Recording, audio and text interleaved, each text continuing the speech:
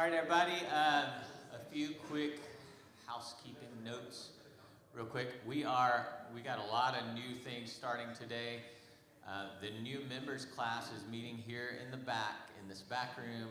If you should be in there, that's where you should be. The men, let's see. The men are going to stay in here, and the women are going to go to the youth room. But we need men, boys, youth in here, girl youth in there, because all the men and teenage boys are going to be together, all the women and teenage girls are going to be together in the youth room, okay? Does that make sense? Go now. Break. If you see people on the way, steer them in the right direction. I'm sorry, I missed that. Where are we going? Men, stay here. The women have to leave? That's low. Women, go on, get. No, I'm saying, I'm supporting y'all staying. Keep the men staying and men out. Yeah, men, you got to bring it in. This is a discussional class. You can't sit way in the back. Eric, I see you trying to, you're not making eye contact. I see what you're doing. There you go.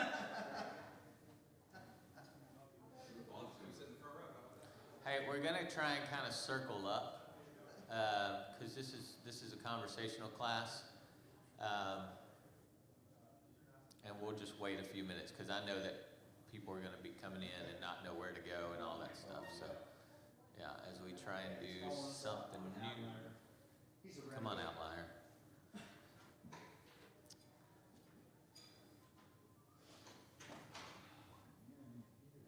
Men in here.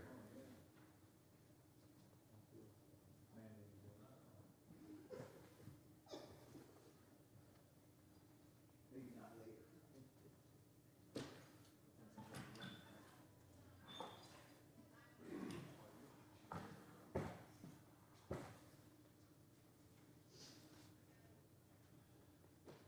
All right, if there's some way we can like kind of face each other, like maybe this is the center and we're just gonna have to put chairs back together a little bit.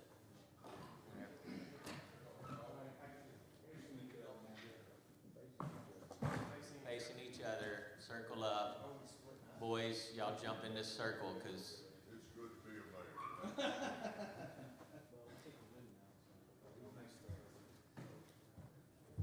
it doesn't have to be a perfect circle, just where we can talk to each other.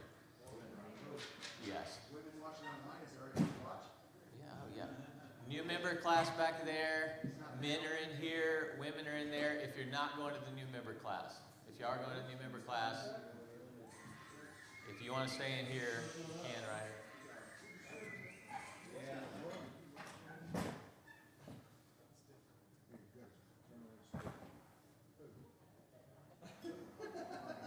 Here, let's pull these a little more. Let's circle these up a little more.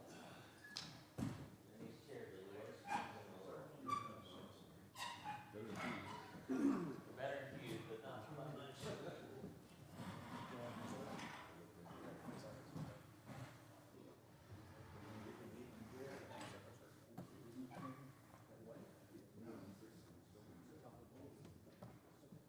They can jump in there anywhere.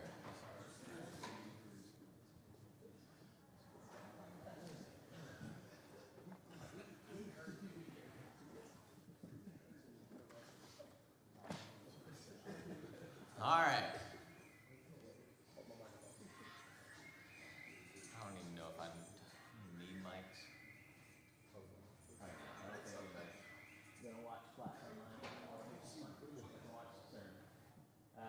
So the idea for this class is broad, and we hope to accomplish different things with this setting, and we're hoping to accomplish the same kind of things in the other setting with the women, but it's all based off of Titus 2 and being examples, teaching good things to our younger generation, helping lead them and helping pour into them. And we want National Park to be a healthy place and health in any church involved relationships and communication, mentorship, all these good things.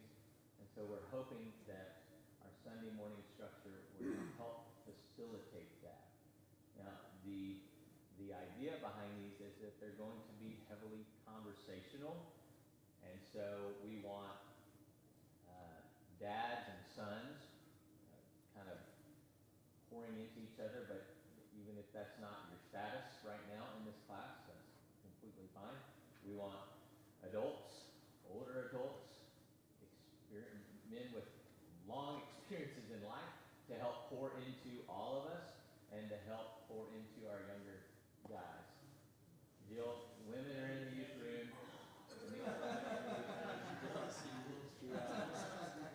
She had to be thinking like, what is this? So that's the idea behind this. We have a long list of topics that we're going to go through, topics that very much affect our lives, topics that we believe the youth want to talk about with you, and topics that we think will be beneficial to everyone. And so that's kind of how this class is going to go. If you have input during the class, please share it. We'll be asking a lot of questions. Ethan and I will lead the discussion, but it doesn't mean we're the only ones that should be talking. Okay? Make sense? Any other questions about this class? And you'll kind of see as we get into it how it's going to flow. But any other questions before we get started? Is there a minimum age? No. Well, youth group, yeah. We're keeping the little kids in their classes for sure. Yeah. But we don't want you to just sit and listen in this class. We want you to participate and be involved, okay? So is it going to be guys? Just guys. And the girls? Yeah. Just guys and just girls, yeah. Sound good? All right, let's start with prayer, and then we'll get into our topic for today. Father, we're humbled before you, and we love you, and we thank you. You're just amazing, and we're thankful for your bride, thankful for this body and our family here. And just please continue to bless us in big ways, ways that truly look like what you want us to be. Help us to move into uncomfortable places and to move into relationships with each other and to invest and to sacrifice and to count each other more important than we count ourselves, and to be servants. And we know that being a servant is the highest honor and the highest position in your kingdom. And we just thank you for the example of Christ that we have of just what we are to strive to be as humans. And we thank you for a king who is perfect, a king who laid down his life for us so that we could be reclaimed, so that we could be restored. And we just love you and thank you for that. Bless this class, bless our ladies, bless our men as we try and pour into each other, as we try and grow closer to each other as a family, as a whole, get to know each other more and to help each other in our spiritual journey. Please bless these efforts. Help us to be open and honest and vulnerable and to truly pour into each other and help each other during this time that we have allotted for this. Father, may your Spirit be present, and may your Spirit lead us in our conversations and in our words, and just help us to do your will and to be ministers of reconciliation in the world around us. And it's in Christ's name we pray. Amen. So today, guys, we're talking about self-control. And, self-control is one of those things, it's a part of the fruit of the Spirit. And we'll talk about that here more in just a minute. But self-control is one of those things that allows us to say no. And, self-control is very important within our walk with Christ. And it's like a protective barrier around us that allows us to say no to temptations, allows us to say no to too much. And it's one of those things that, especially as a young guy, I remember I wish that I would have had help with self-control in regard to so many different things. But even as older guys, we still struggle a lot of times with self-control. And instead, we self-indulge. We just kind of pour on all these different things that we want to take on. So, what are some examples that you can think of having self-control? What are some that you can share with us? Yeah. When you're ordering food from a fast food restaurant and you decide not to order the milkshake. Okay, so yeah, food definitely is a big factor. As a disciple of Christ, food plays into your comfort. It can become an idol very easily. You know, and you say like not ordering the milkshake, not overindulging in the consumption of food is definitely something that we can work on and strengthen each other and help each other when it comes to self-control. What else? Yeah. A lot more important when he gets a little older. Yeah.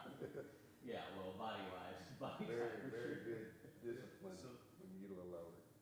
Self-control, I think, works two directions. Like the example of the milkshake or resisting, you're at a party with teenagers and alcohol and things like that. And my struggle with it right now is get up and do something. I used to exercise a lot. Mm. I don't know where the self-control went that I can't get up at 5 and go exercise, but it has left me, so that's a real struggle for me. Okay, yeah, so alcohol, there's definitely that self-control when it comes to alcohol. Anything that you can put in your body that's either going to be a comfort or a pacifier or anything that's going to dull your senses, there's definitely that self-control. You know, we see alcohol in the Bible, but there's this constant command to not be a drunkard, not be a drunkard. And it's this idea of you don't abuse anything. You don't abuse anything. And that includes comfort, right? You don't abuse comfort. You don't self-indulge in comfort. And you think about getting up and moving your body or working out, something like that, then you get into the realm of discipline. And discipline and self-control go hand in hand, and we'll talk more about that. But what else? Other examples of self-control? Sex. Sex. How so, James? Sex outside of marriage has long-reaching sins, long-reaching consequences. I've been married before. I have a child, from a broken marriage. There's long-reaching things that you don't understand way back here. That when you have a child from a broken home, there's sin there, and it's long-reaching. And you have to pay and try to make it better. But Yeah, and obviously God has placed parameters around sex and given us the created intention for sex, and so there has to be self-control there. And we'll talk about pornography, we'll talk about temptation in that realm, all of that stuff. We'll have a whole day dedicated to sexual purity and how we can help each other and strengthen each other there. But when it comes to self-control, we're definitely thinking about sex and controlling your your temptation, your lust, all of that. Anything else? Yeah, right. Having your way. Having your way, how so? Well, when the decision making comes, you want your way. And there's a lot of decisions to be made, I'm talking about kids. You got a kid out there, he just wants his way all the time. Yeah, and I think that plays into just this self-indulgence.